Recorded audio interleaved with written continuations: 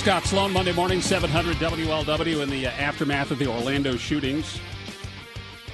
Coming up next week, starting on Saturday, is Pride Week in Cincinnati, culminating with the parade downtown on the 25th, along with the festival at Sawyer Point. And, of course, now filtered through the prism of what happened in Orlando, this changes things immensely. Kate Ashcraft's been on before. She's a local LGBTQ activist and involved in the gay rights community here in Cincinnati for a while. Kate, good morning. How you been?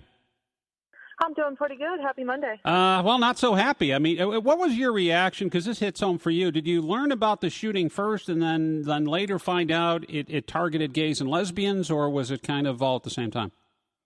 I pretty much saw it all at the same time. I mean, I knew what Pulse Nightclub's all about anyway, with the communities down there in Florida. I have several friends that patron the place quite regularly. So, yeah, I was immediately like, oh, great, here we go. I just didn't know, the ideology and whatnot that might have targeted it or not. And it was really disheartening, to say the least. Well, I saw that. Instantly the reports were 20 people shot. I'm like, oh my God, it's terrible. And then as the day progressed, all of a sudden, and I'd been busy working all day Sunday yesterday, and checked my phone again, and it's 50. I'm like, my God, this is probably the worst slaying we've had in America since 9/11, and then of course that tended to be the case here. So, yeah, especially for mass shootings, it's the worst so far. Yeah, what can you tell me about the gay and lesbian community in Orlando?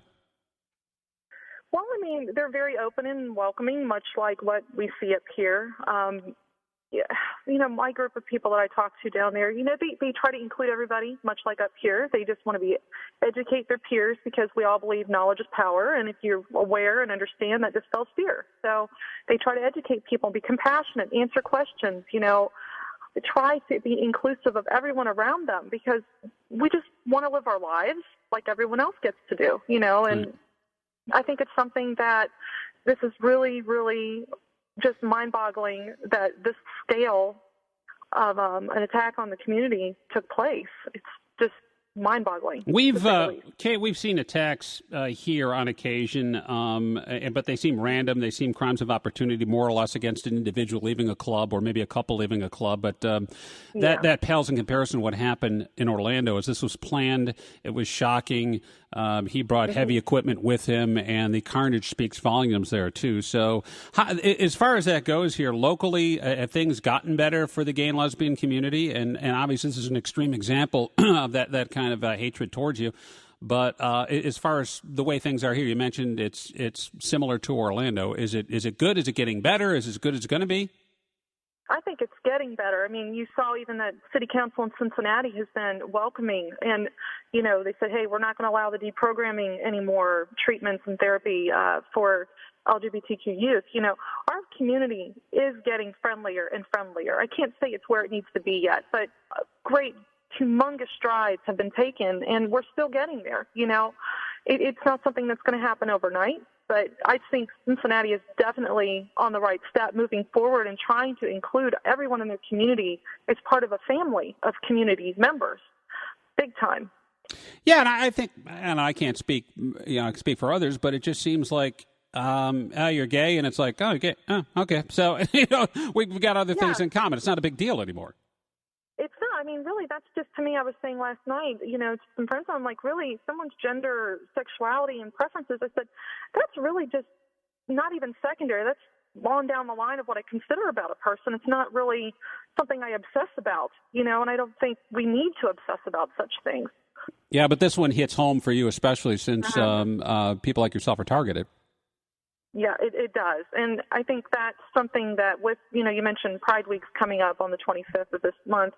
I know a lot of the larger groups aren't going to really come out and say anything just because we don't want copycat issues. We're not going to hide our events. We're still going to promote everything we can. We're still going to be out there trying to educate people and reach out and say, hey, come join us, get to know who we are, let us know who you are, to show how much we have so much in common. Why would you, want to alienate such good support within your community?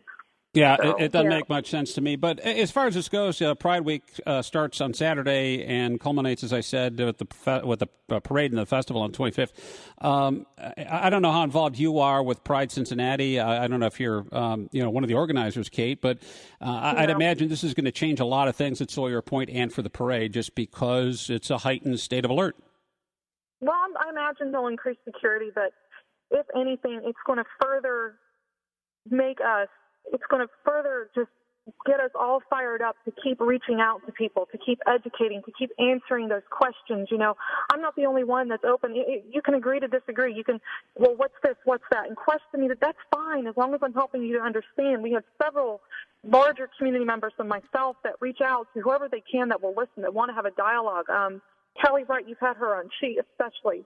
Kelly's there. If you've got a question, she is always like, let me answer your question. What do you need to know? Because we're not going to hide. And, they might have to have more people out watching the crowd, but that's not going to stop us from celebrating or furthering our desire to just be accepted members of the community at all. Well, Kate, I can guess here and hypothesize, and I'll tell you what. I think it's going to bring out not only the community, but I think it's going to bring the best of the community out, the best of Cincinnati. I think there's going to be people that normally wouldn't go or be supportive that would basically do it as a middle finger to those who think that they can do things like this and get away with it in America without some sort of response. And I think you'll be flooded with support from people who normally wouldn't support you. And I think the 2016 Pride Festival and Pride Week is going to be bigger than ever in Cincinnati because it's a way for us to show the rest of the world that we're not going to tolerate this kind of stuff, whether it be someone with a political agenda, a radical Islamist, someone who's mentally imbalanced, whatever the reason being, I think you're going to see a tremendous amount of support this year starting on Saturday. Oh, absolutely. We've already seen the vigils down in Nashville last night. They hit over 10,000 people holding a candlelight vigil for Orlando with what happened. And we're talking every ideology you can think of, every walk of life, gathered together as the community family that we are to say, hey, look, we're not tolerating this in our society. We might not agree with someone's lifestyle preference, suit color that they just have to wear on a Tuesday, but at the end of the day, nobody deserves to lose their lives over it, be degraded for it. We are a community. We are family.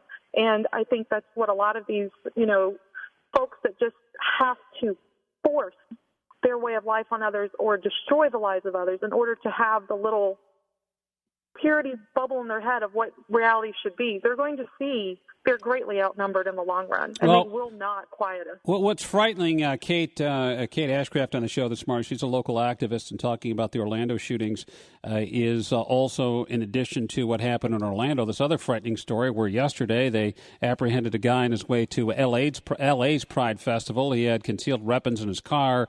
He had, I guess, explosives and everything else, and he sought to drive from Indiana to Los Angeles to West Hollywood to possibly do something as horrific, if not more horrific, than what happened in Orlando. Yeah, and I'm waiting to see on that story. They've actually had the local authorities come back out and say that might be a misstatement. I know they're trying to backtrack all of a sudden on what this man was claiming. I'm watching that one closely, but I got to say thank you to whoever that neighbor was that noticed he was prowling around in a neighborhood he didn't belong in. I don't think we need to live in a reality of suspicion of everybody, but definitely it was good that someone showed due diligence. Just like the bodyguard down in Orlando at the Pulse Nightclub, this man knocked down a partition to make sure more people could get out. And I don't know who he was or his name or if he was okay or anything, but mad props for him for thinking quick. And, it's a good thing we have people who are aware. Right. But at the same time, I don't think we should have to live in fear. Well, at the same time, sadly, though, it makes us hyper alert, but it also makes us more reactionary too, which kind of in a weird kind of way strips away more of our freedoms that people like yourself are fighting for. So, but I think also it's the nature of America. Sadly, it doesn't end; it just continues. And this is, it sounds like corny, but this is part of the price we pay for a free society. It is. Some people, they have trust in a higher being. Some people, I still have faith in humanity, even after what occurred yesterday.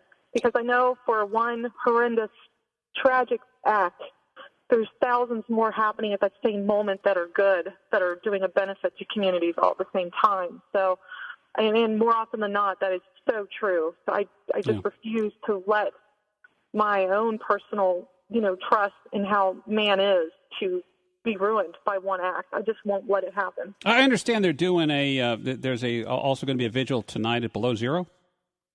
Or was that last night? No, I think it is tonight. It's tonight, okay. Okay. Check my calendar. All right. I think it is tonight. Yeah, and I'm sure it'll be well attended to. Kate Ashcraft, I got to let you go. Thanks again for the time, and appreciate you joining us here on The Big One. No problem. Thanks so much. All right, have a great day.